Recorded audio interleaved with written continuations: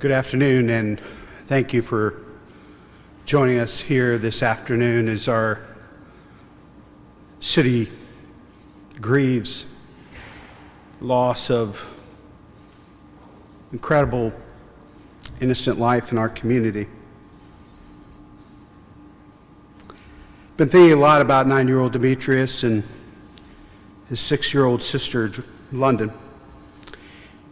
And as I was putting my 11-year-old to bed last evening and dropping her off at school this morning, these little ones and their families were on my mind. Thinking about these little ones and the children throughout this community that are our collective responsibility. Thinking of this holiday season and the 6- and 9-year-old, what were some of their favorite stories, books, games? What was on their list for Santa come Christmas? Our kids, Demetrius and London, may not have been ours biologically or legally, but they are our kids. And this community has lost because of their deaths. Tragic violence. What have we lost, and what are we willing to fight for? We cannot allow ourselves to become desensitized, numb. It can never be normal for 6- and 9-year-olds to die in this community. Violence and homicides are unacceptable. Babies facing violent deaths in our city cannot be tolerated. And I need each and every one of you to step up and do your part. We are fighting for the soul of our city. I need everyone to join me in doing two things. First of all, as a person of faith, I ask you to join me and pray. Pray for the family of Demetrius and London and other victims that we've lost this year. I ask for you to pray for the other law enforcement officer, U.S. Marshal, shot just this morning in our city. I ask you to pray for our officers and paramedics who last night rendered aid immediately to 2 dying children. They will carry that for the rest of their lives. Pray for those first responders that are on runs right now in our city. And I ask for you to pray for healing, health, and safety for our community. But the second thing I'm asking everyone to do is to act. There are some details, as the detective will share with us here in a few minutes, that have come forward about last night's shooting. We know people know more, and there's more information out there that can help us get these violent monsters off the street before they kill other children. We need your help. You can do it anonymously to protect yourself, your identity, and your family, but we need you to step up with this investigation and many other investigations of violent crime that are still open and ongoing in our community. I'd like you to consider, as a faith leader, joining our expanded chaplain corps. The Assistant Chief Potts is helping to grow and strengthen in the years ahead.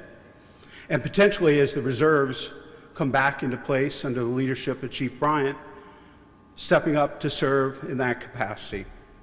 If you're a faith leader, welcoming in at-risk youth into your congregations, your synagogues, to help them with all of the violence they're seeing and to help them get on the right path towards safety, wholeness, restoration, healing. I ask those in the community to raise your hand and volunteer as a mentor for at-risk youth. And for our business leaders, I ask them to specifically hire young people from our community. Not any one of us can do everything, but all of us can do something. We cannot police our way out of this. This is not the safety director and the police chief job to fix this crisis of violence in our community and communities around the country. It's our job, and each and every one of us have a role to play in that. I'd like to turn things over to our safety director, Robert Clark.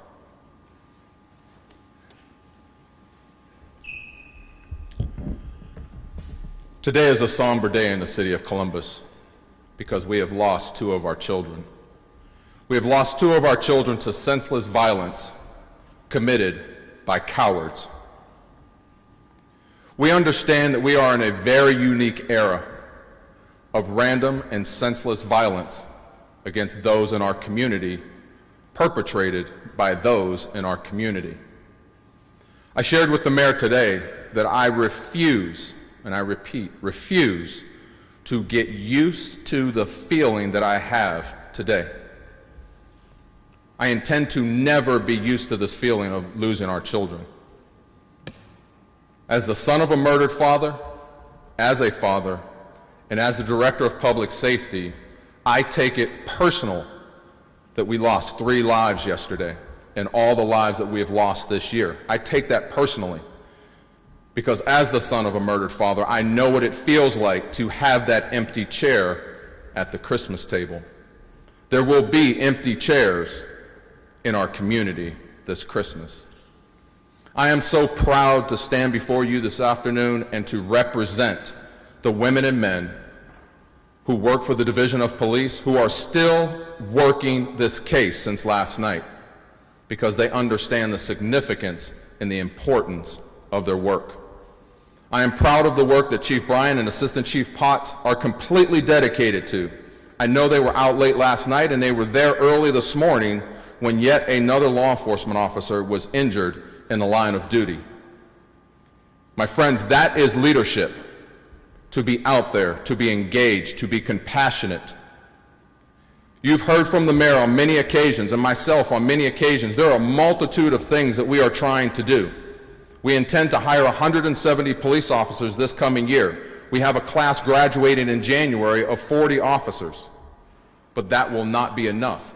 In and of itself, that is not the only part of the solution. The programming that we have in place, like group violence intervention, is only a part of the solution. We need your help. We need your participation. We need you to not treat this as normal day in the city of Columbus. This feeling of losing our children cannot become normalized. And I echo the sentiments of the mayor as a man of faith and as a father that hits hard when we lose our children or lose anyone in our communities. Money will not buy our way out of this. We cannot arrest our way out of this. We need collaboration. We need faith-based leaders to collaborate with the Division of Police, the Division of Fire, and other services within the city to bring the health, healing, and restoration that we not only need and want, but demand in our communities. That is where we are today as we close out 2021. There's a family today and a community today that is trying to figure out how she is going to bury her children. That is the reality of where we are. The officers who are standing behind me, who you will hear from, they are adamantly and aggressively pursuing this investigation because they understand the significance of their work, and I am proud to stand shoulder to shoulder with those women and men who are doing that work. There is no way that we will relent. It will never stop we will continue to pursue. We will continue to lend every resource at our disposal, and then some, to catch the cowards who are responsible for the tragedies that happened last night. I'd like to now turn it over to Chief Bryant so that she is able to share what the Division of Police is doing and what her dedicated personnel are doing on this tragic case. Thank you.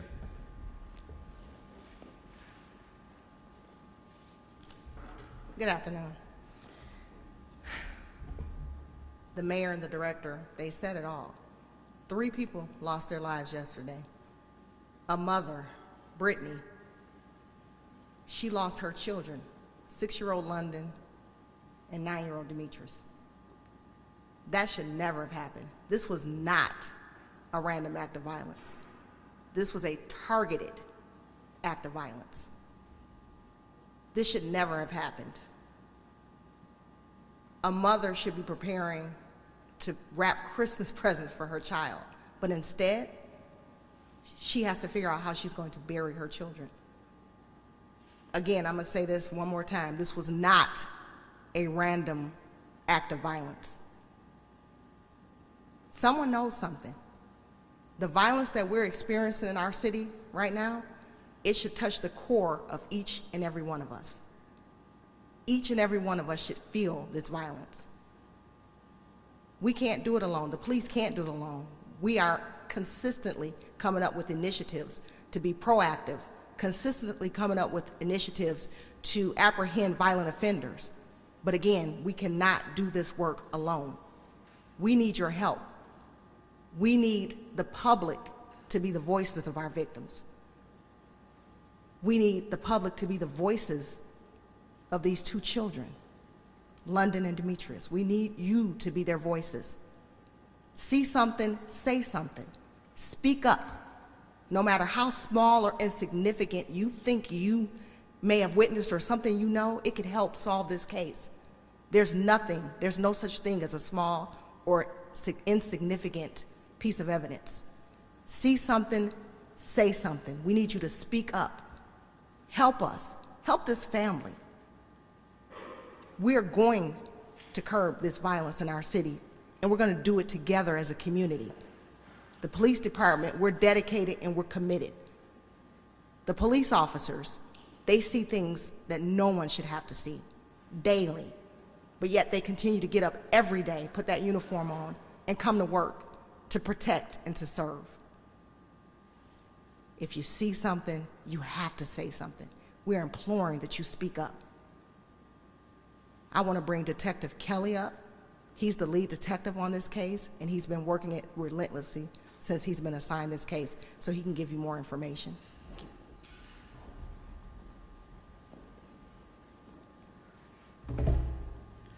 My name is Detective Kelly. I'm the lead investigator on this homicide, or this group of homicides. I apologize for for how I look today. Obviously, it's been a long night. What I want to do is give everybody a quick briefing on where we're at with the investigation. Obviously, I'm not going to divulge everything.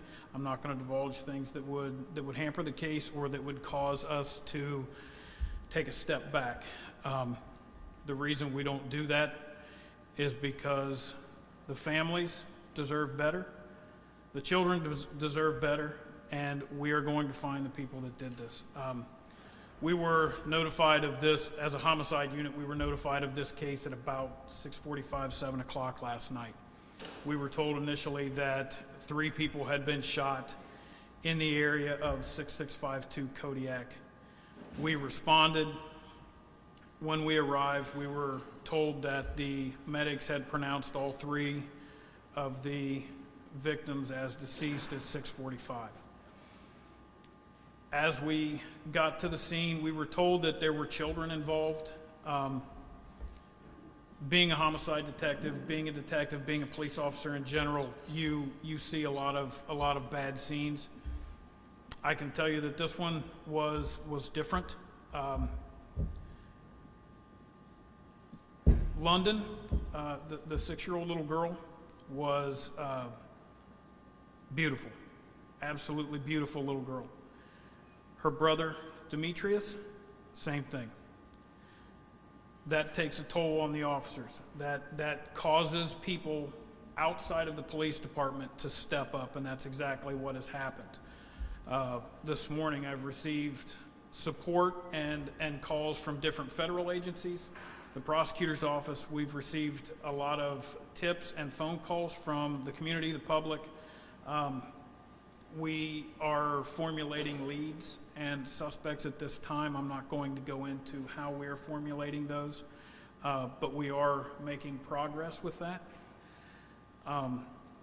We have had several, like I said, federal agencies, prosecutor's office, all step up because they want to find the people that did this.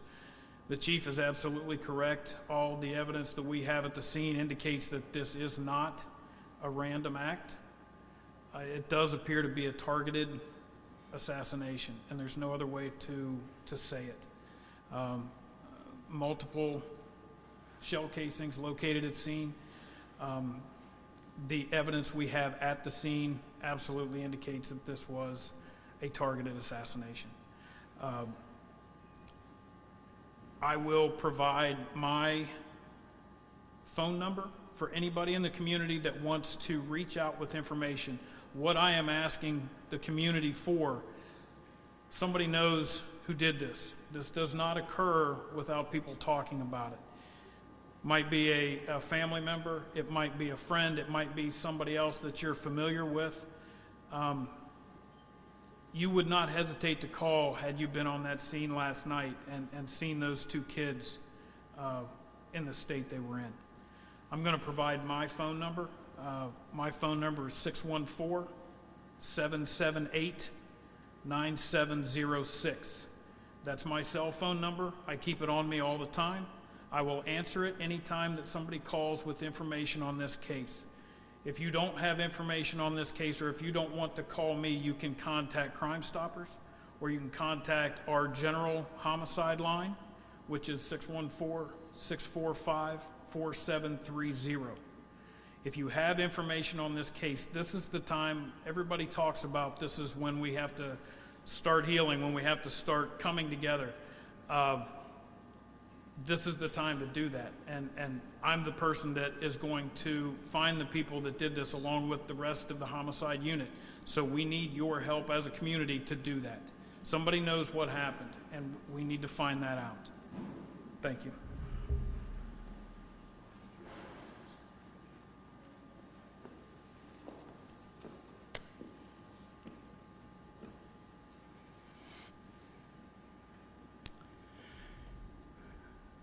London and Demetrius cannot speak for themselves. This community has people who can speak up for them and bring forward information to get these violent criminals off our streets, to make sure this doesn't happen to another one of our community's kids. We are in a battle for our city's soul. And I need each and every one of us to step up and do our part. What questions can we take from you all this afternoon? Lacey? Mayor, I'm wondering, we started the year with the loss of 2 beautiful little girls. Here we are today, the loss of 2 innocent children. What can you as the mayor, what can the city do to make sure we don't repeat this again next year and have the loss of such tragic innocent lives? Well, I think first things first, we need to get these folks off the street that killed these children. Detective Kelly and his team, we've shared the phone numbers, we shared the information. We need these folks off the street immediately. And as the director and the chief spoke to as well, there are a number of things that we are doing under their leadership. We have created a new comprehensive neighborhood safety strategy that takes a very holistic approach, public health, recreation, parks. We're making the biggest investment in both police and fire in the city's history. It's a comprehensive approach because we need to solve this as a community. The violence we're seeing in this city and cities around the country, we've never seen the likes of before. And it requires new strategies, new techniques, and new tools. And we're committed to doing that.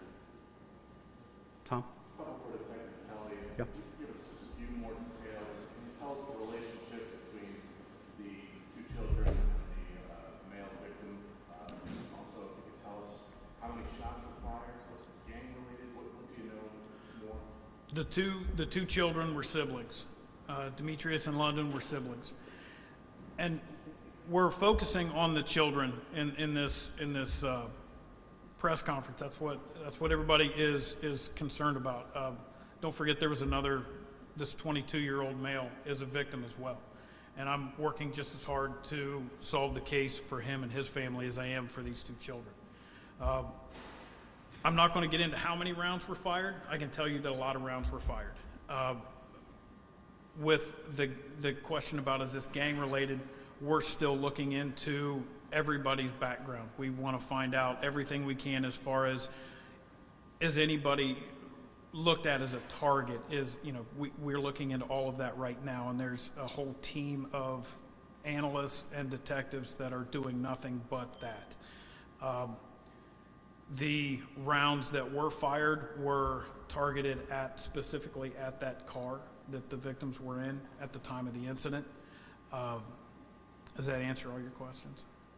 Do you think there's any chance that whoever pulled the trigger knew there were children in that car? That question I can't answer. I don't know that yet. There is, anytime we go to a scene, anytime we respond to a homicide scene, we have a team of detectives that look for nothing but cameras. We look around the areas for cameras. We're canvassing that area right now, again, looking for more cameras. Hopefully we will get some sort of video that will show us what exactly happened. So I'm hoping that will shed some light on that. Detective, can you say if you characterize this as a retaliatory killing? I mean, you said it was targeted. If we don't know the background, we can't decide if it is retaliatory. I can tell you based on the evidence at the scene, what we saw at the scene, the physical evidence that night, it was not a drive-by. It was not somebody walking down the street firing random shots. This was a targeted attack at that vehicle. Whether whether they knew there were children in the car, I don't know. I would like to think as a human being that they did not, but I can't guarantee that. I had a follow-up for the mayor and the chief. I'm sensing sort of a theme here about coming forward. The detective has given out his phone number. The chief has encouraged people to see something, say something. You said violence like this won't be tolerated. You guys wouldn't be making that message unless you had trouble getting people to come forward. So can you talk about this frustration as a whole with that attitude that you have street justice, you have people who won't say anything, you have violence that continues to go on unabated? So I will say this, there are a lot of community members that do step forward, and we're very appreciative of the information that they provide. We're talking to specific people. There are people that know a lot about the crimes that occur in this city. We want them to speak up, because the one thing I can tell you is this. Today or yesterday, it was London and Demetrius. Tomorrow or the next week, it could be your loved ones. It could be your sister, your brother, your child. It's imperative that we speak up and make sure that we get the shooters, our violent offenders, off the street before they have an opportunity to affect another family like this. So we do have a lot of community members that speak up, so I don't want to put the narrative out there that no one is speaking up or no one is helping, but I'm talking to a specific group of people, the people that know what happened. We want you to speak up. People that feel like snitching is a bad thing. It's not a snitching. It's about respecting your community and having compassion for the families that are going through what they're going through and speaking up and allowing us to give them some justice. This isn't snitching. This is humanity. That's what this is. Chief, I'm wondering if you're concerned about any retaliation shooting because of the incident last night. We're always concerned about that. At this point, we can't give any specific information because we don't have the specifics, but what I will tell you is we would absolutely love to be able to bring these people into our custody before anything happens. And a follow-up on Bennett's question. Is this a situation where you think you will not be able to solve this without someone coming forward with more? The majority of cases that are solved with the help of the community. So I'm not saying that we would not be able to solve it. Hopefully through technology, through evidence, we would be able to, but it never hurts. It never hurts to have that information from the community. I guess what I was getting at is, it sounds like there isn't necessarily arrest that will abate that. So is there a sense of frustration from civic leaders that you have to lean on community? You couldn't do it without community help. We have a lot of things in place, technology, evidence-based, that we can solve our crimes, but it never hurts, again, like I said, to have the information from the community, because that makes our case stronger. The one thing that we want to do, we're not just interested in arresting someone, we're interested in following the entire case through prosecution. We want to be able to make the case as strong as possible so the person can be brought to justice and actually be convicted. Detective Kelly, I'm wondering, do you know how many suspects you're looking for yet? The information I've gotten so far from the scene is I'm looking for at least 2 suspects. And that's coming from the physical evidence of the rounds, the shell casings, the strikes on the car. Whether or not there were more than that were involved, I couldn't tell you at this point, but I know at least 2. And to your question about the community, we take community input and we take calls on every single one of our cases. There is the vast majority of the community members out there that want to help. And when we're in this together with the community that we're out there trying to help, so we don't want to rely just on technology or social media or any of that. We want to rely on the community, and in my opinion, that's where you get the best information. You can get technology and you can get stuff off the computer all day long. But when you get the community that wants to police itself by helping you solve a case, that's where you get this, that we're in this together, and that's what we want them to do. Being that you said this is a targeted account, are you getting information that leads you to think that there's some type of disagreement between suspects and At this point, we don't know. What I'm saying about the targeted attack is the fact that that's what the physical evidence at the scene shows us. It's very, very obvious when you have a drive-by or somebody that is spraying rounds out of a car or while walking. And it's very different when you have a very targeted strike pattern on a vehicle, and that's what we're seeing. Detective Kelly, I'm wondering, there's been a record number of homicides this year. Your team has covered a lot of them. I can only imagine how tough last night was. How are you, how are the rest of the detectives? The Columbus Police Homicide Unit is unlike any unit I've ever been in. They are exceptional.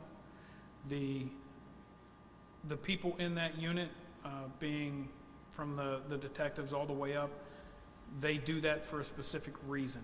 You don't go into homicide by accident. You know going into it that you were going to get that call at 7 o'clock in the morning or 7 o'clock in the evening, and you're still going to be there 26 hours later at some point.